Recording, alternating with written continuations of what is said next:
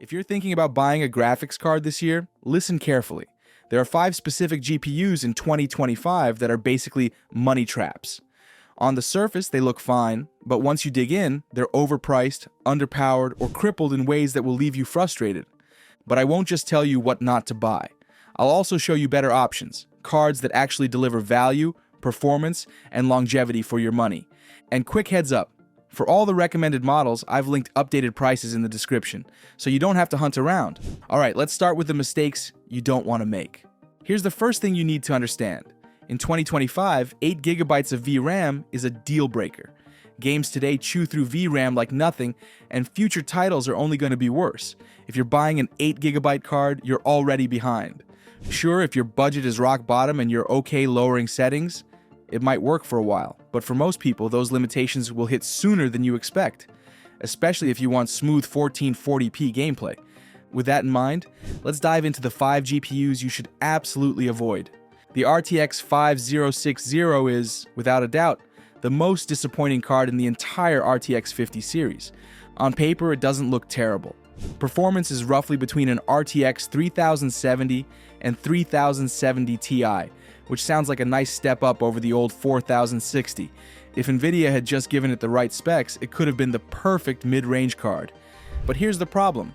It only has 8GB of VRAM. That single decision ruins the card. The raw processing power is fine, but when you actually play modern titles, that RAM wall slams you in the face. At 1440p, it's basically unusable long-term. Even at 1080p, you'll hit stutters in newer games. This is why the 5060 tops my do not buy list. It's not about price, it's about longevity. You'll regret it way sooner than you think. Stop. This card is a trap, and here's why. The RTX 5060 Ti actually performs well. It beats the RTX 4060 Ti and even competes with AMD's RX 7700 XT.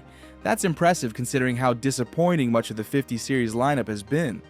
But Nvidia pulled a classic move. They released both an 8GB and a 16GB version. And the 8GB version is completely kneecapped.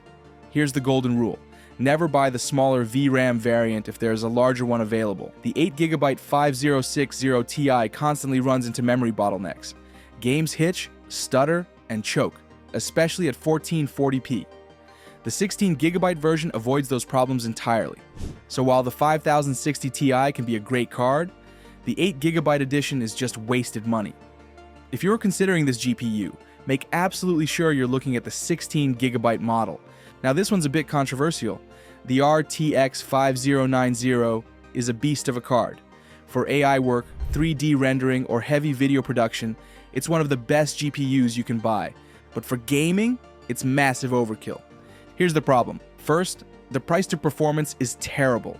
You're paying a huge premium for gains that barely beat the RTX 5080 in actual games. Second, the power draw is insane, over 600 watts. That means extreme heat, high-end cooling, and usually a 1000 watt plus power supply unit. Even top-tier coolers like Asus 2F and Palette can struggle to keep it under control. And third, the size is absurd. It's so big it can block airflow and cause headaches with certain cases. So, for a gaming build, the RTX 5090 just doesn't make sense. It costs more, burns more power, and creates more problems than it solves. The RTX 5080 gives you 95% of the performance at a fraction of the hassle. Bottom line, save the 5090 for professional workstations, not for gaming PCs. The Intel Arc B570 isn't terrible, but it's completely overshadowed. Performance-wise, it lands around the RTX 4060, with the bonus of 10GB of VRAM. Not bad on its own. But here's the issue, the Arc B580 exists. The B580 offers near 4060 Ti performance for similar or even lower prices, and the 4060 itself beats the B570 when it comes to stability and drivers. That leaves the B570 stuck in a weird middle ground where it's never the best choice. Unless you stumble on a massive discount, there's just no reason to buy this card when better options are right next to it. Finally, we've got AMD's RX 9070, and it has a serious identity crisis. Performance-wise, it sits in the same ballpark as Nvidia's RTX 5070. So far, so good. But the problem is price positioning. Most of the time, the RX 9070 sells too close to the RX 9070 XT, and the XT is flat out superior. For just a little more money, you get way more performance, better VRAM, and improved ray tracing. On top of that, the RTX 5070 offers extra perks like lower power draw, CUDA support, and NVIDIA's multi-frame generation. That makes the RX 9070 hard to recommend unless AMD seriously cuts prices. Okay, enough with the bad news. Let's talk about the cards that actually make sense in 2025. The ARC-B 580 is the definition of bang for your buck.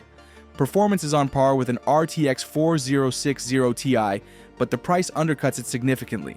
That alone makes it tempting.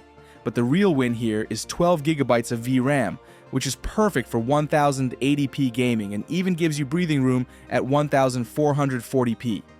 Intel has also improved massively since the A750/A770 days. Drivers are better, efficiency is better, and temps are better. Caveats? Yeah, if you're running older CPUs, you might hit compatibility issues. But for modern builds, this card is one of the strongest value picks right now.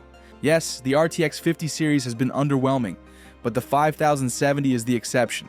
Performance-wise, it's not revolutionary, more like a beefed-up 4070 Super. The 12GB VRAM can feel tight at 1440p, but it's manageable. What makes it work are the extras: multi-frame generation, great ray tracing, CUDA support, and much better efficiency compared to AMD's RX 9070. If you're choosing between the two, the 5070 wins on features and ecosystem, even if raw numbers are similar. If you can find it at the right price, it's one of the safest all-around choices this year. This is AMD's strongest card in years. The RX 9070 XT delivers RTX 5070 Ti performance, often at a lower price. Even premium models from Asus, Sapphire, and ASRock undercut NVIDIA's equivalents. Its highlights: 16 GB of VRAM, improved ray tracing, and AMD's new frame generation tech. That combination makes it one of the best long-term investments in 2025. But there are some trade-offs. Higher power draw compared to NVIDIA and stock can be spotty. But when it's available at a fair price, the RX 9070 XT is easily one of the best options on the market. This card is tricky. On raw performance, it's nothing special, basically on par with AMD's RX 7700 XT, and often, the AMD card is cheaper. But here's why it's worth mentioning. The 16GB VRAM. That extra memory makes a huge difference for longevity. Pair that with RTX 50 series features like improved ray tracing and multi-frame generation, and it becomes a decent future-proof pick. The downside is price volatility. Sometimes it's reasonable, other times it's inflated into higher-tier territory. Compare carefully before buying. AMD's RX 9060 XT is the new kid on the block, and it goes head-to-head with the RTX 5060 Ti. Performance is almost identical, but here's the kicker. It's usually $100 cheaper. At $350 to $400, that makes it an incredible value. Just make sure you get the 16GB version, not the 8GB. That extra VRAM is critical for keeping up with modern games. Yes, you miss out on NVIDIA perks like multi-frame generation, stronger ray tracing, and CUDA support. But for pure gaming value, the RX 9060 XT 16GB is very hard to ignore. The GPU market in 2025 is messy. Prices fluctuate, VRAM matters more than ever, and raw performance doesn't always tell the whole story. The bottom line is this: 16GB VRAM is quickly becoming the new standard. If you buy an 8GB card today, you're basically accepting stutters and compromises tomorrow. What do you think? Which of these GPUs would you buy or avoid this year? Drop your thoughts below, hit that like button if this helped, or smash dislike if you think I got it wrong.